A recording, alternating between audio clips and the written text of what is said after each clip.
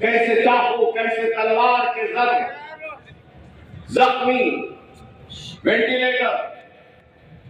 Liver خراب، انتڑیاں کاٹ دیے، گردے میں گولی لگی، گردہ پھٹ گیا، سپلین پھٹ گیا،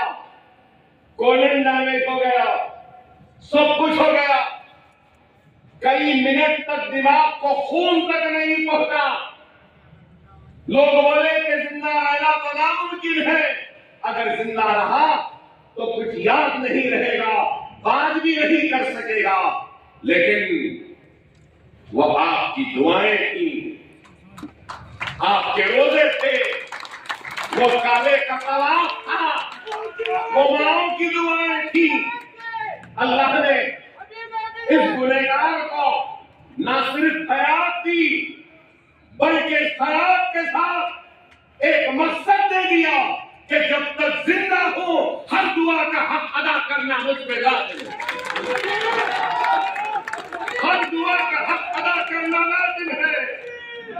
جب تک زندہ ہوں ہر طواف کا حق ادا کرنا لازم ہے، جب تک زندہ ہوں ہر روزے کا حق ادا کرنا لازم ہے، جب تک زندہ ہوں ہر ماں بہن کی دعا کا حق ادا کرنا لازم ہے، جب تک زندہ ہوں ہر نوجوان و بوڑھے بزرگ کے دعاؤں کے حق کو ادا کرنا لازم ہے، اور وہ حق ادا کر رہا ہوں اور بڑی ایمانداری کے ساتھ کر رہا ہوں۔ میرے مسائل، میرے صحت کے مسائل میں جانتا ہوں، میرا اللہ جانتا ہے، میری بیوی جانتی ہے، میرے دو بچے جانتے ہیں کہ کیسی تکلیف نہ کھا سکتا ہوں، نہ پانی زیادہ پی سکتا ہوں۔ اللہ اس کے رسول کی قسم، یہ رمضان بڑا سخت گزرا، بہت سخت گزرا، پیٹ میں درد ہے، بھوک لگ رہی ہے، کھانا نہیں کھا سکتا، پیاسا ہوں، لیکن پھر بھی آپ کے حق کی لڑائی لڑنے کے لیے ایوان اسمبلی میں کھڑا ہو، وقت کے حکمرانوں کے سامنے لڑ رہا ہوں آپ کے حق کے لیے۔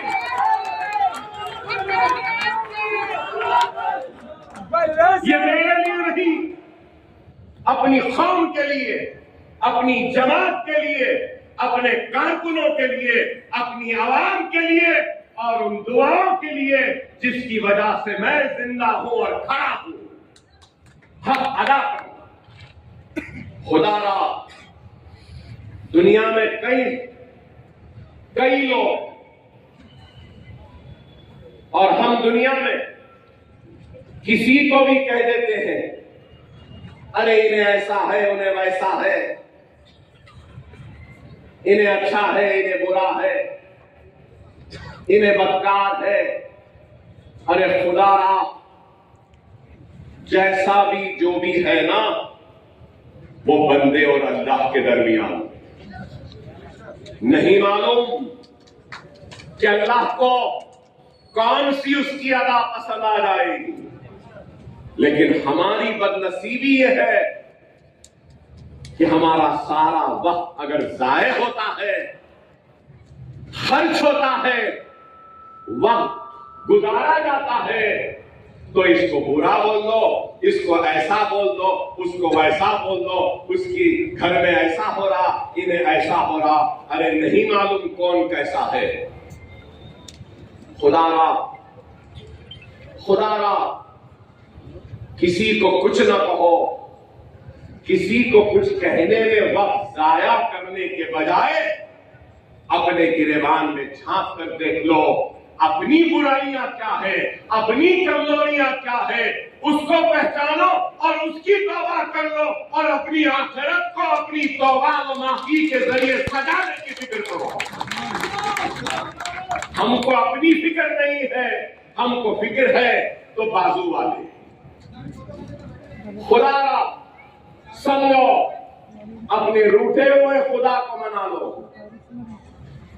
اللہ کی ناراضگی کو ختم کرنا ہے تو اپنے اچھے عمل کے ذریعے اللہ کی ناراضگی کو ختم کرو۔ اللہ کی ناراضگی کو ختم کرنا ہے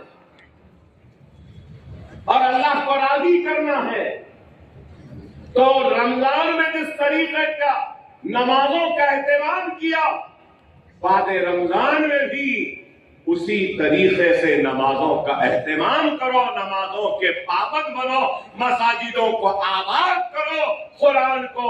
بکثرت کے ساتھ تلاوت کرو، یتیموں کی مدد کرو۔ جس طریقے سے رمضان میں آپ نے خیر کا کام کیا، خیرات نکالی، زکوٰۃ دی، تو اسی طریقے سے بعد رمضان بھی غریبوں کی، ضرورت مندوں کی، بیواؤں کی، یتیموں کی مدد کرتے رہو، تو اللہ تم سے راضی ہو جائے۔ خدا صرف عید میلاد کے جلسوں میں شرکت کرنا، تھالیاں مارنا، نعرے لگانا، شیر خورما نوش فرما کر واہ کیا تقریر کی کہہ کر چلے جانا، عید میلاد کی تقریروں کی کامیابی نہیں ہوگی۔ اس سے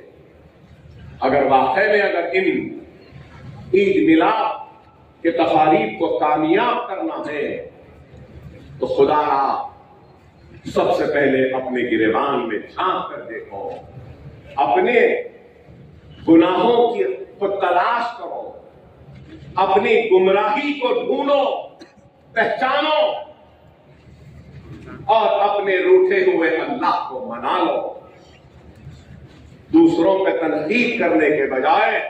پہلے اپنا محاسبہ کرو کہ ہم میں کیا کمزوری، ہم میں کیا غلطی، اور اللہ رب العالمین ہے، اللہ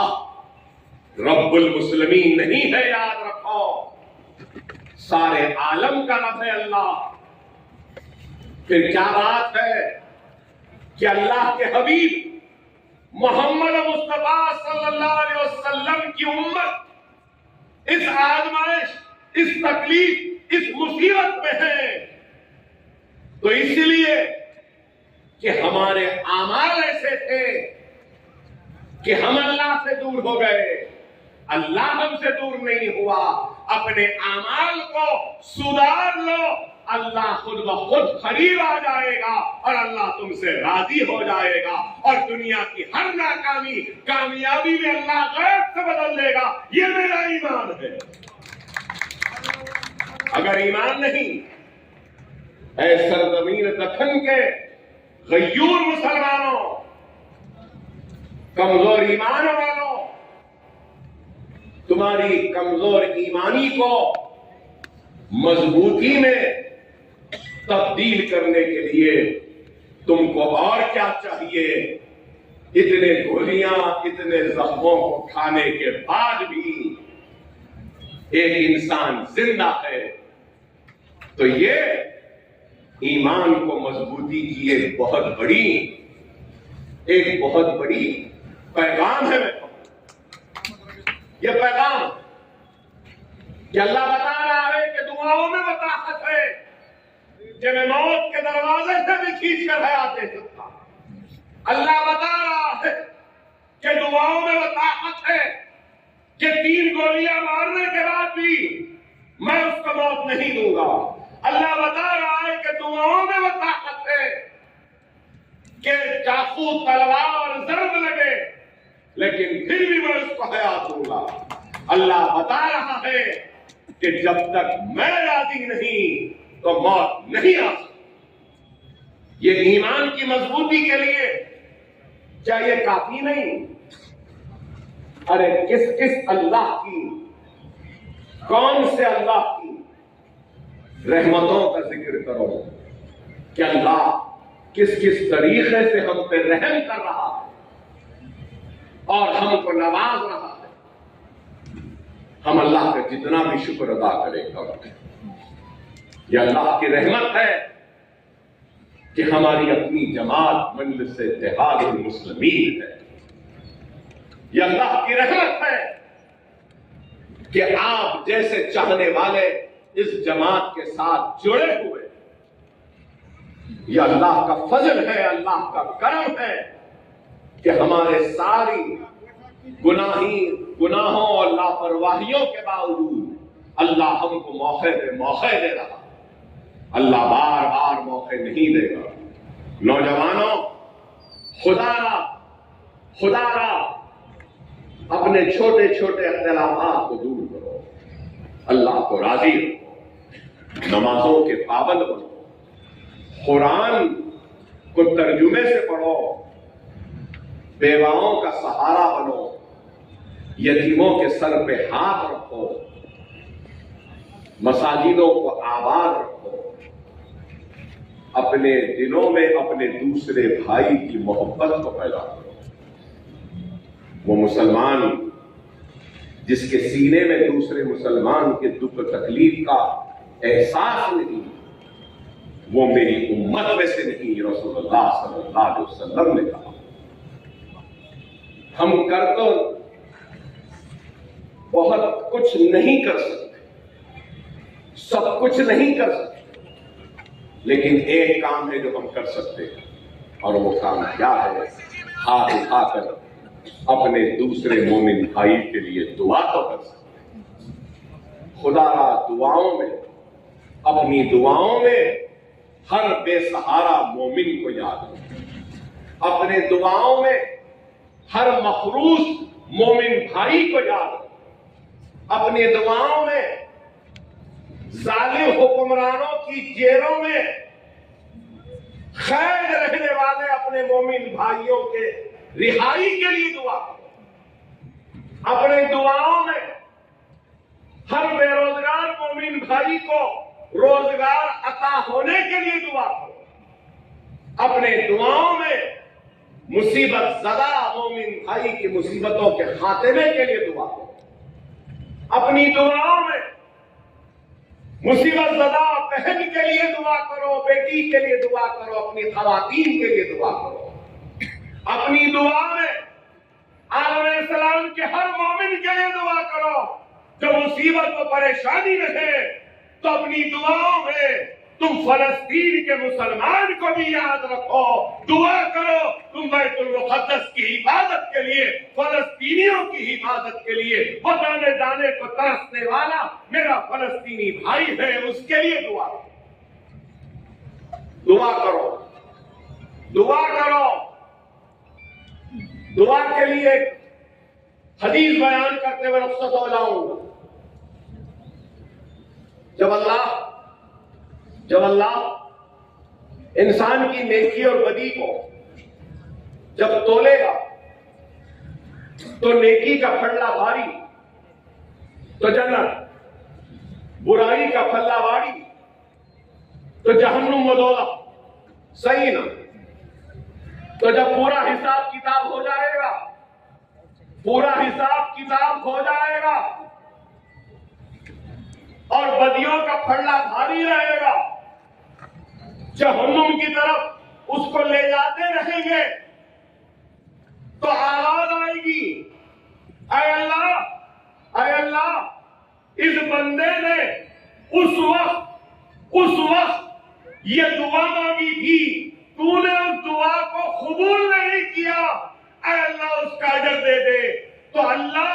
اس دعا مانگنے کی جو قبول نہیں ہوئی اس کا اتنا اجر دے گا، اتنا اجر دے گا، اتنا اجر دے گا کہ بندہ پکارے گا اور کہے گا کہ اے اللہ کاش تو میری دنیا میں مانگی گئی کسی بھی دعا کو قبول نہ کی ہوتی،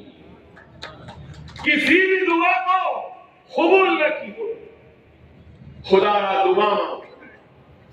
دعا مانگو، اللہ کو راضی کرو، اپنے گناہوں سے توبہ کرو۔ سمجھو کیا حالات ہے اس ملک کے، سمجھو، حکمت کے ساتھ کام کرو، صلح حدیبیہ کو پڑھو تو سمجھ میں آئے گا کیا ہے، حکمت کو اپناؤ۔ آج دشمن جال پھیر کر ہم کو پھانسنا چاہتا ہے، کیا تم اس کے جال میں پھنسنا چاہتے ہو یا اس کے جال سے بچ کر فضاؤں میں بلندی پر اڑنا چاہتے ہو؟ خدا نہ سمجھو، آج ہم بغیر سر و سامانی کے عالم میں